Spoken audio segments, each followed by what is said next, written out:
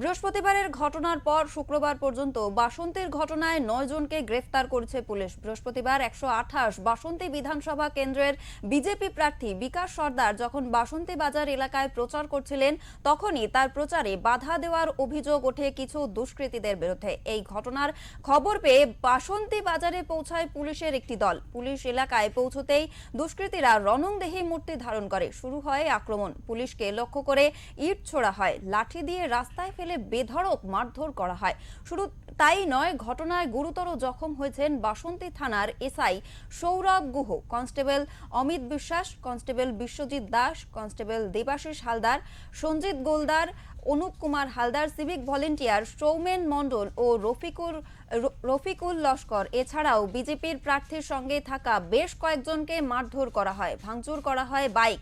ঘটনার তদন্তে নেমে পুলিশ শাহাবুদ্দিন গাজী, নূর আলম শেখ, আহমেদ শেখ, আবিদ হোসেন শেখ, মোহাম্মদ ওয়াসিম, মিতাই পাল, সৌদুল মোল্লা, জাহাঙ্গীর হোসেন মোল্লা সহ মোট 9 জনকে গ্রেফতার করে। ওই ঘটনায় ওই এলাকায় বেশ কয়েকটি সিসিটিভির ফুটেজ এবং আরও বেশ কিছু ভিডিও ছবি খতিয়ে দেখে ধৃতদেরকে গ্রেফতার করা হয়েছে। যাদেরকে গ্রেফতার করা হয়েছে তাদের বিরুদ্ধে পুলিশকে মারধর, ভাঙচুর, খুনের চেষ্টা, সরকারি কাজে বাধা দেওয়া মামলা রুজু করা হয়েছে। ইতিমধ্যেই ওই এলাকায় পুলিশ মোতায়েন রাখা হয়েছে। পাশাপাশি টহল চলছে কেন্দ্রীয় বাহিনীর। পুলিশ সূত্রের খবর, ঘটনায় মোট 24 জনকে চিহ্নিতকরণ করা হয়েছে। গ্রেফতার করা হয়েছে 9 জনকে। অন্যান্যদের খোঁজে এলাকায় চিরুনি তল্লাশি অভিযান চলছে। শুক্রবার আলিপুর আদালতে তোলা হলে বিচারক 7 দিনের পুলিশ হেফাজতের নির্দেশ দিয়েছে ধৃতদের।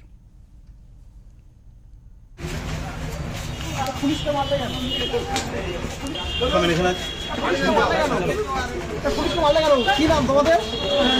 পুলিশকে মারলে কেন? দোকানের সামনে দাঁড়িয়েছিলাম, ধরে নিয়ে এসেছি। কি নাম তোমার? মিতাই পাল।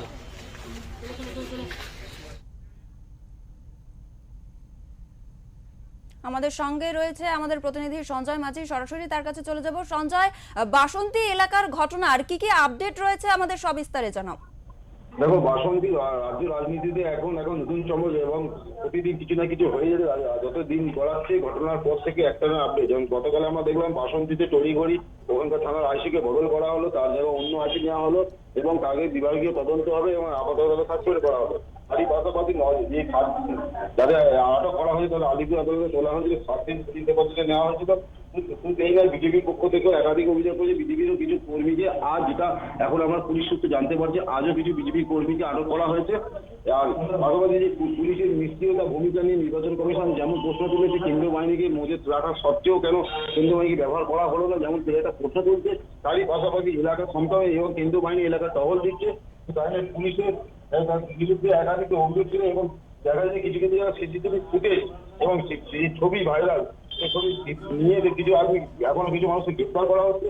পুলিশকে মারা হয় এবং খুনের চেষ্টা, সরকারি কাজে বাধায় মামলা রুজু করা হয়েছিল এবং সূত্রের মতো এখন গতকাল যেমন 24 জনকে চিহ্নিত করা হয়েছে, আজকে আবার 9 জনকে চিহ্নিত করা হয়েছে। তারা হচ্ছে অন্য রাজনৈতিক দলের কর্মী।